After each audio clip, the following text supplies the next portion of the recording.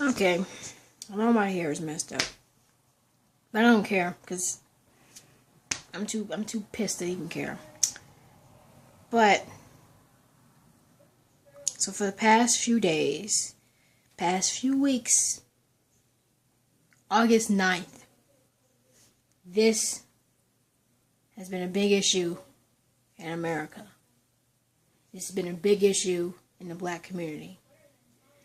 Now, before I get into my opinion, and I want to try to get racist, well, not technically racist people, but just people who don't understand why black folks are upset. Or even some white folks are upset. Or some Puerto Ricans are upset. Just people in general who don't see why this is it's terrible. So, on August 9th, I'm not even going to call him an officer, and I'm not going to call him a man, because that's not what he is. This guy, Darren Wilson, decided to take the law into his own hands and murdered Michael Brown execution style. I saw the Darren Wilson, well, I didn't see the interview, but I seen clips and I heard about it. So he goes on, he says, I'm fighting with Michael Brown. I feared him for my life. You know, he was bigger than me. Fighting with him was like fighting Hulk Hogan, and it was like I was a child compared to him. And I saw the look on his eyes. It was like he was a demon. Okay. That really doesn't make any sense, Darren Wilson. Because for one, yeah, Michael Brown is a pretty big guy.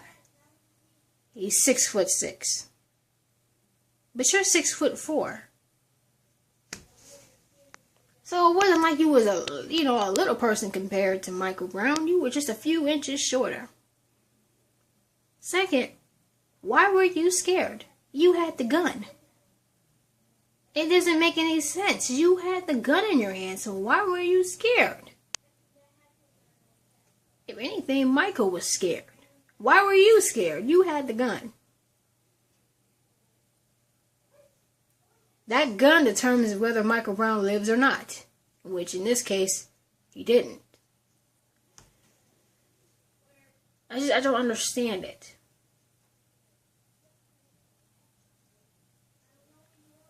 So, and of course, the indictment, people are angry. And here's how I feel about the whole case. People want to go and say, oh, Michael Brown was a thug. He got what he deserved. He instigated the fight. He went out just to pick a fight. Okay. Even if he did, let's say Michael Brown did do all these things. Let's say, yeah, he went out, he robbed the liquor store, and he picked a fight with Darren Wilson. I almost called him officer. I mean, okay, let's say he did do it. Shoot him still, anyway, at least murdered him like that. Shoot him in the head twice. I heard he shot him in the head twice. And then shot him like on this left side or right side. But shot him on one side. Like in his arm and then in his leg. Well, I don't know about the leg, but I know he got shot a whole bunch of times. I know he got shot in the head. Like twice. And the way they did him afterwards, like they didn't even cover him up. They just totally disrespected his body. Like the mother, Leslie McSpadden said, they couldn't even donate the organs so that somebody else can live. They can't even do it. And what really makes me upset, Darren doesn't have any regrets. He said he'll do it again. So you kill another black person again? For a crime they didn't commit? Really? And what you have to understand, for the people who don't understand why we're upset. For me, this whole thing is bigger than Michael Brown. It's bigger, like with Trayvon Martin. It's bigger than Trayvon. It's bigger than all the people who recently died for a crime that was not committed. Injustice has been going on since slavery. That's what people don't understand. It's been going on since slavery. If a white woman came out back then and said that a black man raped me, the first black man they see, they hanging him. If another white person came out, a nigger raped my wife. A nigger raped my wife. The next black person they see, they lynch him. Either way, they got killed. Whether they did it or they didn't do it. It's been going on for years, since before your grandparents were born. You know, it's been going on since slavery. It seems like we'll never make it in this world because of things like this. Really, it's because we're not going to make it. It doesn't matter. I'm sorry. It doesn't matter what we do. We can become doctors. We can become lawyers. We can change the world. It does not matter because the police still look at us as niggers. It does not matter what you do. It really doesn't. I just think it's mind-boggling to me because this is exactly what we were fighting for back in the 60s. This is what my relatives and my ancestors were fighting for. This is why Martin Luther King did the I Have a Dream speech. This is why that speech even happened. This is why Malcolm X came out.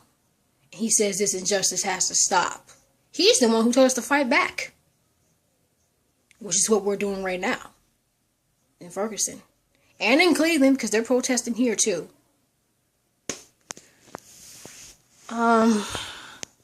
It just makes me wonder what good did that do, because it's still going on.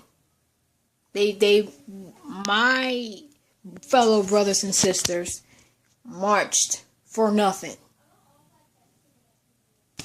I hate to look at it that way, but that's what it seems like. They march for nothing. It doesn't matter what we do. And then y'all want to get mad. Well, black people shouldn't tear up their own community. Now that I do agree with. They shouldn't, because it only makes us look worse. But you don't listen to their words. So they have to find another way to get their point across, which is why they loot. I disagree. I wouldn't do that. I don't care what happened, because we have little kids here, and what's the point of burning out our own community? But what else do you expect them to do? You're not listening to them. You don't take their words into consideration. So they have to find another way to make their point by tearing up stuff. That's the only way they're going to be heard. It's because of attitudes like that makes them go out and do what they do. This is exactly what they did when Martin Luther King got shot. Remember?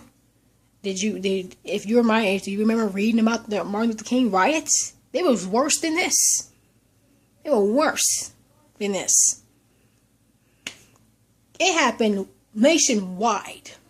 Everywhere. Excuse me. It happened everywhere. And that's why I say, learn your history. Because history repeats itself. The same thing that they did back then in the 60s is back then in the 1990s with the LA riots is exactly what they're doing now. Exactly what they're doing now.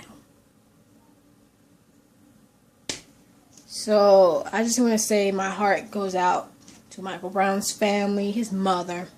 I will never know the pain that she's feeling and her struggles, because I don't have any kids.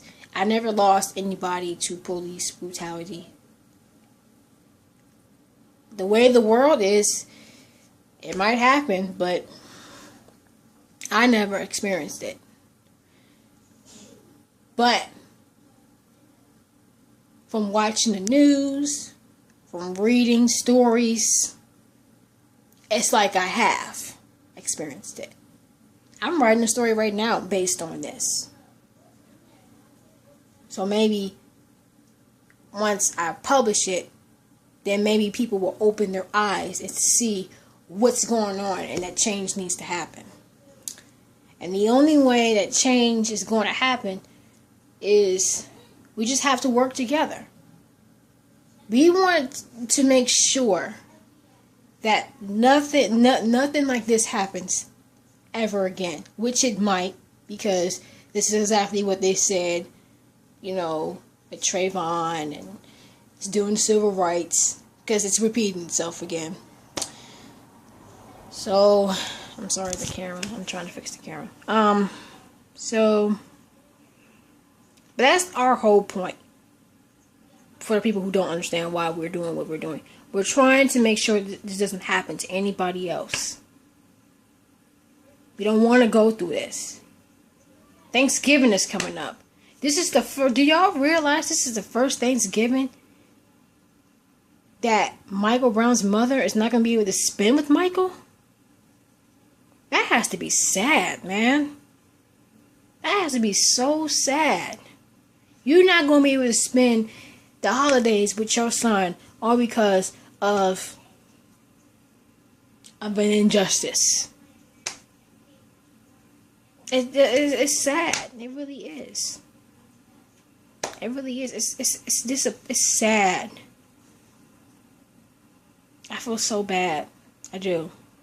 Because I would never know what that feels like. That kind of pain feels like. We all lost somebody, but I never lost anyone the way she lost somebody. I never lost anyone the way Trayvon's mother lost somebody. I never lost anybody the way anybody lost anybody to police brutality. I never experienced it. I just want to say to my fellow African American brothers, you know, just be careful out there. I know y'all mad, I know y'all heated, but don't go out and do something stupid, you know. Just, when you walk out your house, you know, just be careful, because it's not guaranteed that you're going to come back to the house. Just, I'm going to say it again, watch out. The day you leave your house may be the last time you ever see your house. Tell your family how much you love them and live every day like it's your last. Because in these times, your life is not guaranteed. I'm done.